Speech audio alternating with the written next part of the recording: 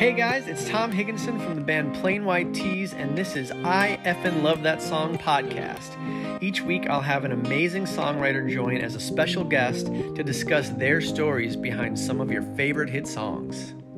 Hanging here with Evan Bogart, amazing songwriter. He's written songs that are amazing, that everybody knows, like SOS by Rihanna. And one of my personal favorites, we might have to do another one of these, Evan, because we might need to talk about Take You There by Sean Kingston. I love that so much. I love that song. I love that. That's so cool. But today we are going to talk about a certain Beyoncé song that you wrote called Halo. I fucking love that song. Oh, thanks, man. Dude, I mean, everybody in the world loves that song. Yeah, I don't know a lot of people who don't like it, but it's definitely a good one. I like that. It was an important song for me, and I'm glad it's an important song for everybody else. Yeah, literally. I don't know a single, how could you not like the song? You know, it's one of those songs, there's absolutely nothing to not like about it. You know what I mean? Sure. I can probably think of a couple people who don't like it, but for business reasons. We're not going to talk about them, though. We're not going to talk about them. Haters. Just haters. Yeah, they're wrong. They're just wrong. Yeah. So it's obviously Beyonce, who everybody loves anyway. But, sure. You know, just stripping that song down, play that song on acoustic guitar, anybody singing it, it's just such a beautiful song. You wrote it with Ryan Tedder, who is obviously, I'm a big fan of Ryan, of course. Everybody loves Ryan. And Halo was kind of one of his first, that was when he was coming out and killing it. You know, he had his own hits once Halo came out. That was right when Ryan had a specific sound, which I thought was interesting. Like certain producers all of a sudden get known for a certain sound. And around that era, Ryan had a very specific production sound. All of his hits in those couple of years, they all have a very similar aesthetic to the production. I feel like ever since Apologize came out with Tedder, the post-chorus was never a thing. But he kind of had the post. Every song now has to have a post-chorus. And I feel like I can trace it right back to him. Also, as a songwriter, I'm a student of the songwriter game. And no disrespect to Ryan's impact on the post-chorus revolution. In my opinion, the person who really nailed the post-chorus was Tricky and the Dream when they wrote Umbrella. When Ella, Ella, Ella A became that was the beginning of the post-chorus renaissance. Let me debate that real quick. Okay. So Umbrella, in my opinion, when the sunshine will come forever, no, we'll always be together. That's the pre, in my opinion. And then the chorus is Umbrella, Ella, Ella, A. Yeah, sure. A. Okay, I feel you on that. Yeah. But either way, the post-chorus of Halo is the high point of the song. How do you beat a chorus with a post-chorus? You normally don't. It's normally cool, I'm just going to kind of riff on the last line of the chorus for a while. But Halo takes it to the next level. No one ever saw it, but we actually had a dance move that we wanted to try to pair along. This is way pre-TikTok. I mean, if it was TikTok, we would have totally gone. We would have hired an influencer to just do it. You know, we had a Halo move thing. That song has obviously been covered so many times, but the one that's really taken off was Maren Morris, who would cover it every night on tour.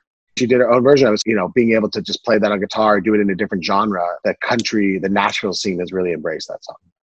Cool. That sounds awesome. Yeah, pretty cool. So had you worked with Ryan before? I'm gonna totally trip you out on this story because you guys were in the orbit of all of this happening. But I was an agent at APA and I worked with Craigie on One Republic and with Brett Stair. That's how me and Ryan became buddies. I ended up writing SOS while I was the West Coast club agent at APA. What the hell, dude? And I ended up quitting APA 4 months later to go write full time. And one of the people I went to write with was now one of my best friends and singer of one of the bands I work with, Ryan Tedder.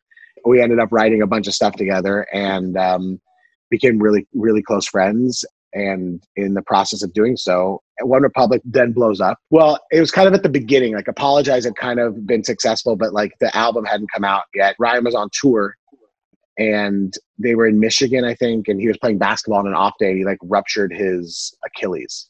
Oh, wow. Yeah, it's just crazy, right? they canceled the rest of the tour and they flew back to LA so that he could rehab. And on his first day back in LA, I went over to bring lunch and like keep him company. And as soon as Genevieve, his wife, left the apartment to go to work, he was like, we should go write. And I'm like, nah, dude, you're supposed to rest. He's like, no. He had like a 2-bedroom apartment in Hollywood, and he got up on his crutches and went into his second bedroom, which was the studio. He's like, they're looking for a love song for Beyonce. You know, it was kind of like the worst kept secret in the world that Beyonce and Jay-Z were together at the time. This was like before they were married and everything. They were looking for a love song that meant something to them. Ryan had gotten the word that they were looking for it. So we were like, what would be important to them?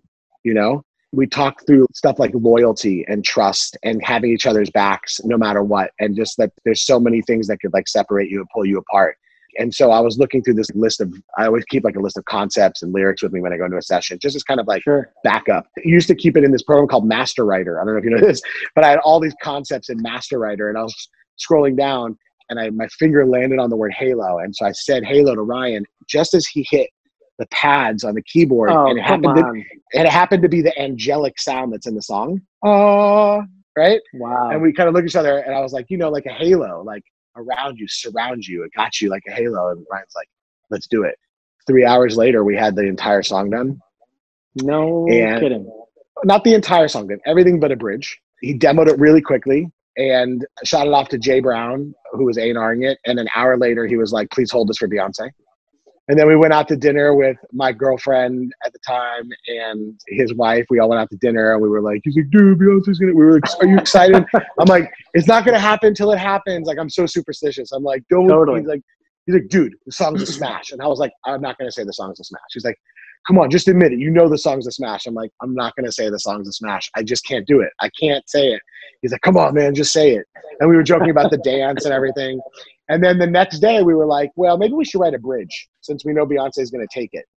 So we came back in and we spent 3 hours writing just the bridge. We're like overthinking it, right? We're like, oh my God, like, what do we write? What do we write? And so one of the songs that we were really inspired by conceptually when we were talking about like other songs that kind of meant what we were trying to get across in the song was a song called Shelter by Ray LaMontagne.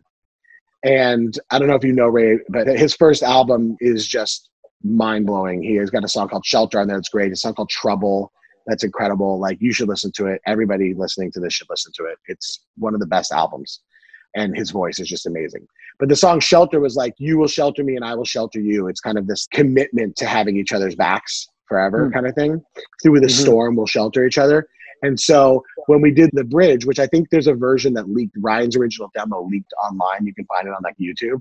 And we wrote this bridge. In the bridge, we kind of like do this homage to like, you will shelter me and I will shelter you. And it's like this very wordy, beautiful, melodic bridge. And then when Beyonce cut the song, she just removed the bridge and did that opera thing. Which is the best thing ever. I was going to say, I noticed there was no bridge in the song. There's no bridge. She removed it and just did her opera thing. It's amazing what she did. It's amazing. It's so perfect because she's singing all these like angelic falsettos, and it's like, it's so... Yeah. We didn't write that. It feels so heavenly. She also had done Ave Maria recently. Like she was in this kind of opera phase, obviously, that she was going through. I mean, just chills when we heard that. You know, neither of us had the privilege of being in the room when she cut the vocals. She cut them privately with her own team or whatever. But I remember being called to record plant, and Spike Stent was mixing the record, and he was like, you want to compare this mix, this first pass? And I was like, yeah. So I was working at a Chalice pretty much every day, like a few blocks from record plant. So I just went over to record plant. And he set it up for me and pressed play and then left the room.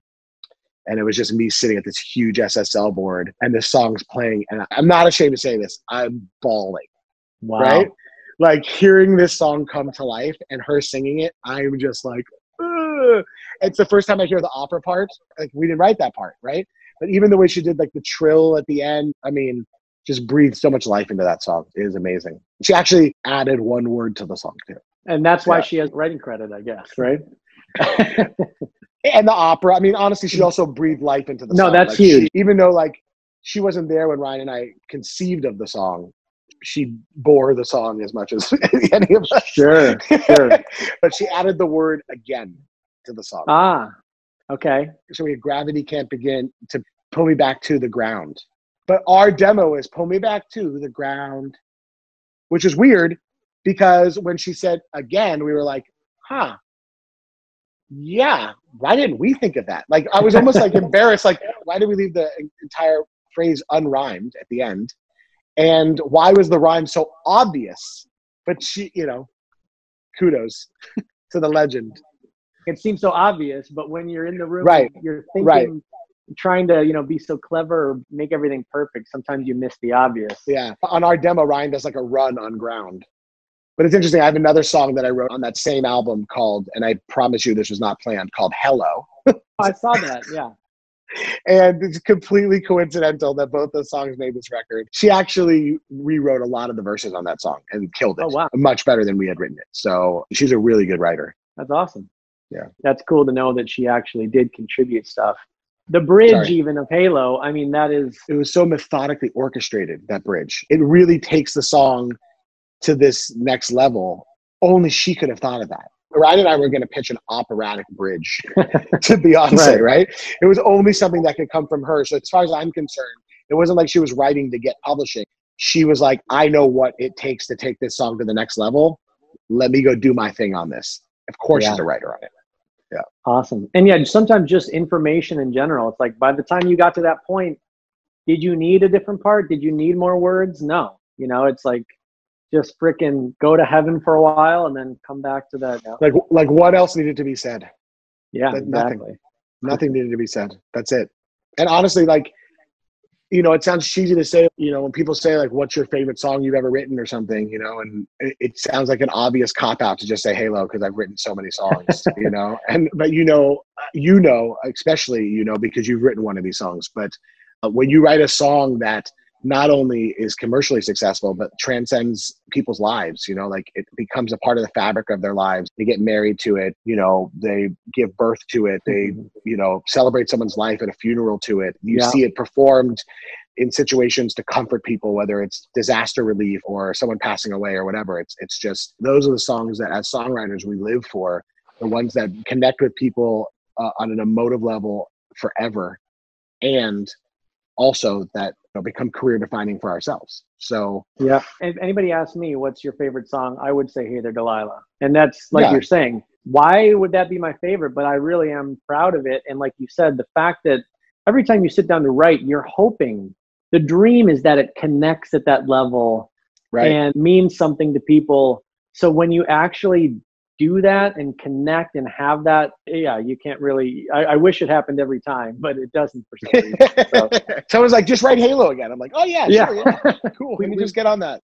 We were doing these interviews in Germany a few years ago, and the guy literally was like, so you have the big hit, Hey There Delilah. And we're like, yeah. And he's like, why you not do that again? And like, I wish it was that easy. You know what? That's a great idea, man. I'm going to go write one of those again. Yeah. Pretty funny.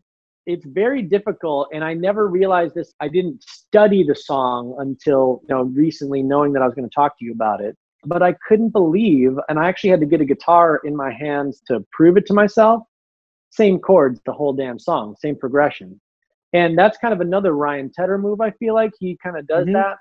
But from part to part, it's unbelievable. I did not believe it because the parts feel so different. Like the vocals are done so well, going around the same progression that you don't get sick of it. Like I thought for sure, especially when it went Halo, Halo, that part, the post-chorus, I was like, okay, no, that's a different chord. I'm like, oh, nope, still the A. Like, what the hell? Is that a Ryan thing? Do you normally do that or what? Like, no, that's a fully a Ryan thing. And there's so many songs that he's had, singles too, where he like just jumps the octave. A lot of times the melody stays the same in the verse and then he'll jump the octave in the chorus, which I think is great.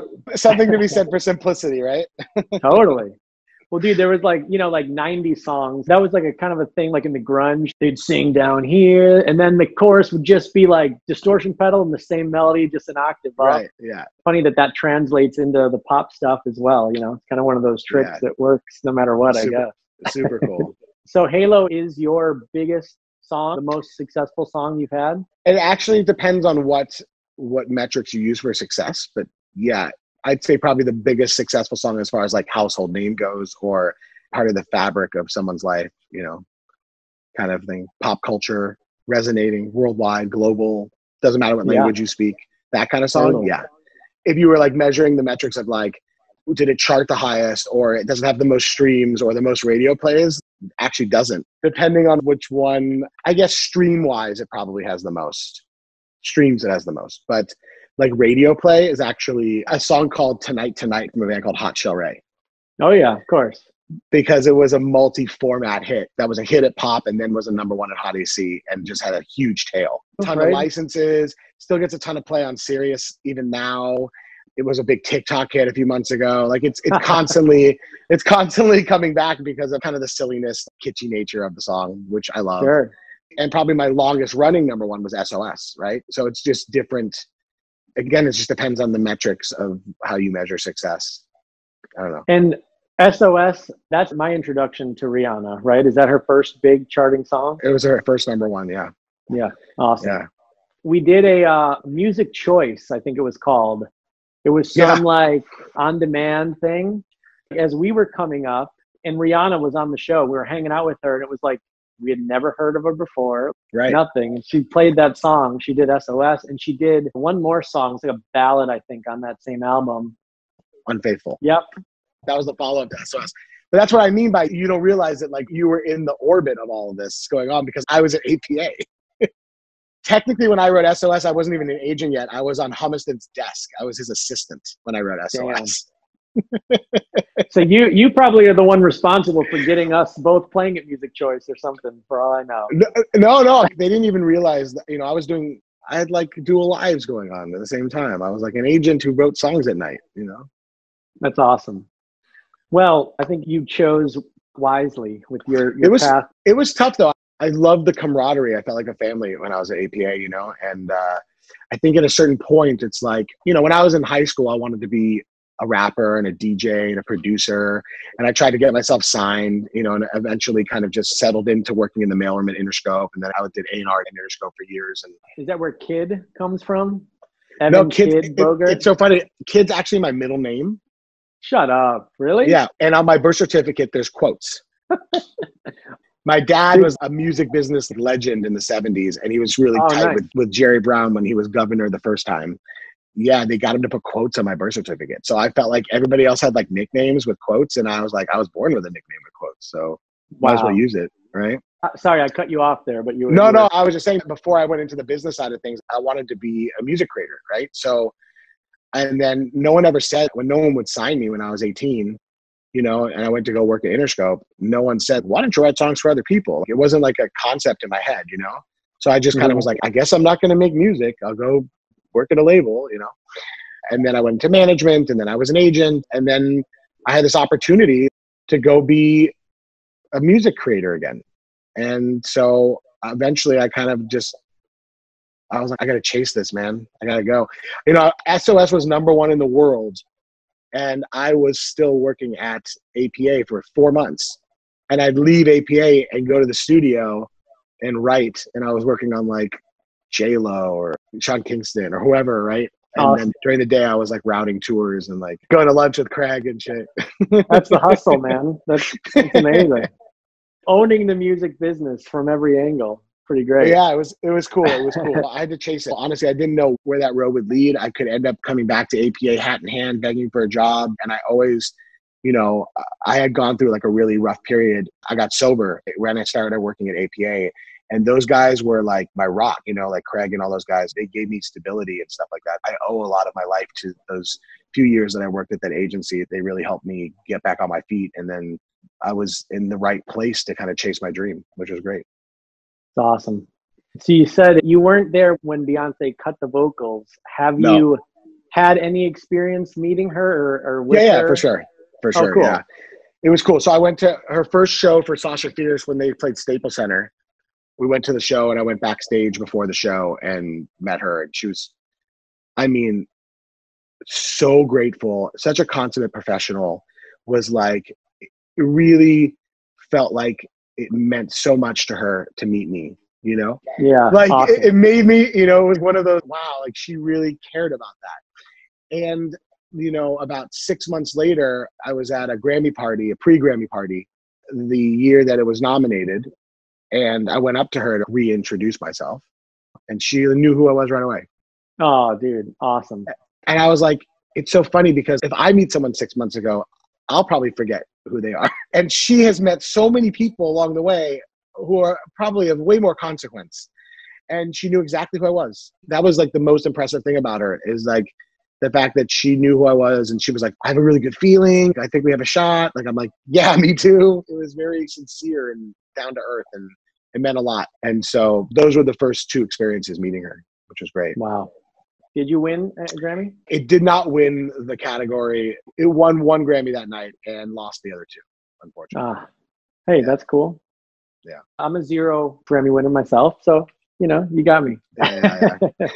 And they got nominated again the next year, which was a real testament to the song, in the same category that it won. The live version got nominated the next year. Whoa. So what was the category? What is it? Best pop vocal, female vocal or something? Yeah, that one, yeah. Huh. Awesome. Yeah. So it didn't repeat? No, it didn't repeat. I think Gaga won. Yeah, makes sense, I guess. Record of the year, it lost the year before to Kings of Leon, which was a bummer. Whatever. It is what it is. Yeah, Delilah lost Song of the Year to Rehab, Amy Winehouse. Wow. That's a great song, of course. You can't knock that. But song, I would say record. Yeah, record, yeah. Like, how many people are covering Rehab on acoustic guitar? I felt the same way about Halo and Single Ladies. They put Single Ladies up for Song of the Year and Halo for Record of the Year. Oh, come on. I'm like, Halo would have been song and Single Ladies would have been record.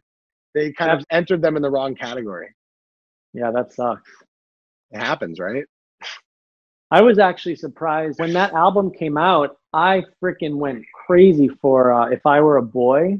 That was like, holy, what a great song that was. That kind of just, it didn't really do much, you know. It kind of came and went. They took an interesting tactic on that album. They released 2 singles every time. Huh. They released a single to pop radio and they released a single to rhythmic radio. And so they released If I Were a Boy to top 40 and they released Single Ladies to rhythmic radio. The problem was Single Ladies is such a fucking monster that it crossed over to top 40 radio and demolished If I Were a Boy. Wow. But If I Were a Boy was such an important song, right? And, you know, the message in the video, it was, at the time, was just really poignant. And, you know, and like, shout out to Toby Gadd and BC Jean, who wrote that song. And BC's just a monster. I don't know if you know her, but she's married to and in a group with her husband, Mark Ballas, now. They're called Alexander Jean, which is really cool. Okay. But she wrote that song, her and Toby Gadd, just 50-50. And then Single Ladies, it was already just an unstoppable phenomenon. But when Timberlake did the dance number on SNL, him and Andy Samberg, they spoofed it. I don't know if you remember that. I don't know that. It crossed over basically overnight, and If I Were a Boy didn't stand a chance. And to be fair, when Halo came out, they released Halo at the same time as Diva. Okay. Which was like, I'm a diva. And it was like, she had this video with like mannequins and stuff or whatever. Diva didn't really resonate at all, but also Diva didn't stand a chance because Single Ladies was still so big. And Halo, even though it took off at pop radio, some stations were having trouble playing it because of how popular Single Ladies still was. Like, Single Ladies kind of like monopolized this entire album release and made it hard. I mean, Kiss FM in LA, I remember like it peaked at like number 5 on the station because they were already playing Single Ladies so much. Single Ladies, number 1, 2, 3, and 4. We're all Single Ladies. It might have been. But yeah, man, Tricky and the Dream and Ku Carell, those guys are just legends. They're awesome. I love those guys. I love Tricky. Oh yeah. You know, another thing I was gonna say, whenever a song taps in to either God or something like religion, like What If God Was One of Us, even Losing My Religion by REM, like anytime you kind of touch on that stuff, I feel like for some reason the song becomes slightly just more important or more, I don't know, like at least maybe for me, and I'm not super religious or anything, but just like it holds more weight somehow.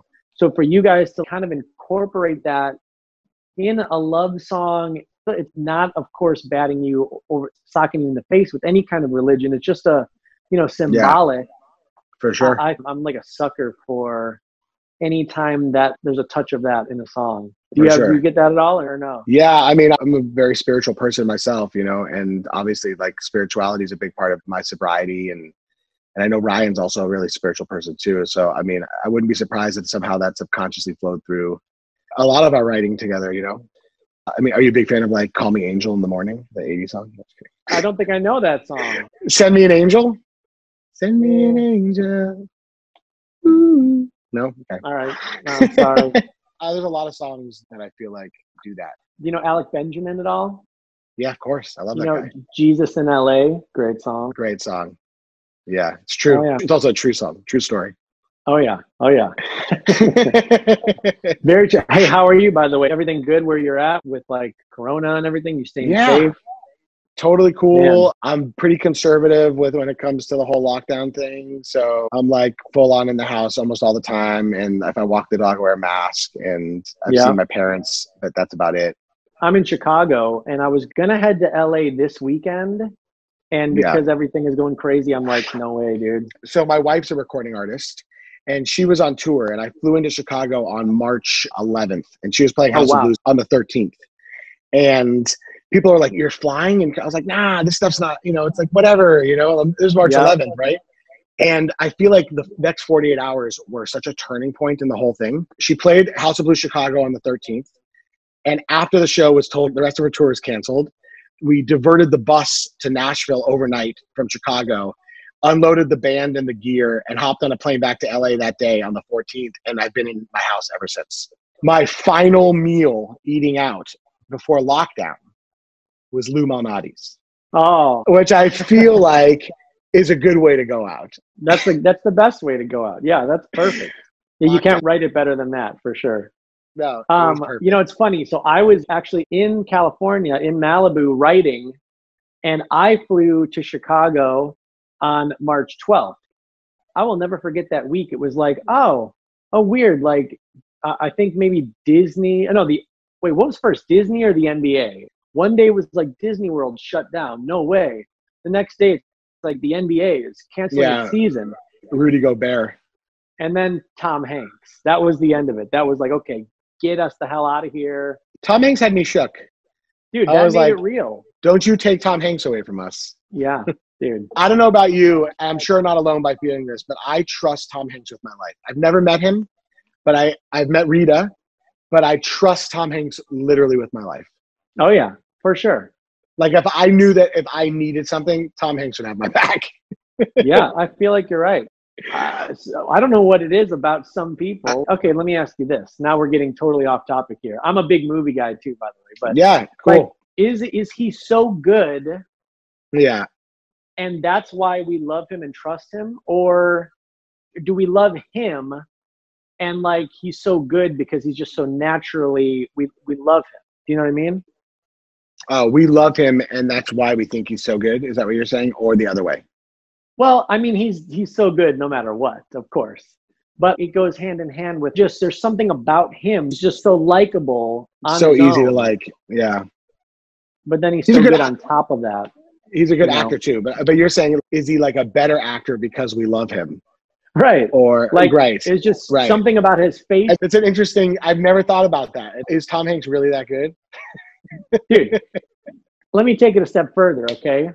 Michael Jordan, the greatest of all time, no doubt, right? Yeah. But just happens to have that face and that charisma. How is it that he's the greatest basketball player of all time, but he also happens to just be a superstar? Like he's got that same thing like Tom Hanks where it's like, man, this guy is just radiating, you know? It's like there's something to it. His skills are so definably better than everybody else. It's so discernible, right? That you couldn't say, well, because he's like aesthetically pleasing and comes across like such a nice guy, even though if you've seen the documentary, he's not like the nicest guy. Oh, yeah. But he came across like to us in the public like he was, right? But it wasn't like, well, was Michael Jordan that good or did we just like him? Like, right. No, of course. He was just that good. That's different, right? And like, I guess Tom Hanks, when you think about Forrest Gump, it's pretty amazing. Oh, yeah. I'm sure he's mailed in some parts, right? I mean, dude, I don't know. Speaking of You've Got Mail, another one of my favorite roles by him. Amazing. Anytime it's on, I'll watch it. Anytime it's on. Such a part of me is like that hopeless romantic. Like I'm single right now and I believe I'm getting back into like, come on life, I'm ready for it. Right. Hit me with some love, you know? I blame all those amazing rom-coms. Love in the time of COVID must be hard. Yeah, it's really weird. I do have a son, a 10-year-old son. So that has been I can pour all my love into him and have him to just get through the time. But yeah, as far as like having a lady, I could, different conversation altogether. But yeah, I mean, I feel like love is going to be right around the corner. Probably for every single person is probably It'll be like, lonely through this. Like the baby boomers, it would be like the COVID babies. Totally. Yeah. Whole generation of COVID babies. Yeah. I remember when we couldn't mingle with anyone for like a year. Yeah. And then all of a sudden, boom. It's like when World War II ended. Yeah, exactly. Well, dude, I think we got to roll. This has been all good, man. Thanks for having me. And it's honestly been an honor that you asked me. Thank you so much for having me. What beautiful songs you write. And like I said, Take Me There. That'll be the next one. Sean Kingston with his Beautiful Girl song that actually knocked Hey There Delilah out of #1. Oh, wow. And so I was like, initially like, who is this kid? What is this? And then I listened to the album and there's a lot of good songs. I was like, oh, I can't be mad at this. He's cool. So pretty funny. Yeah. Sean's great. Yeah. Dude, thank you so much, Tom. Talk to you soon. Thank you. Thanks. Bye.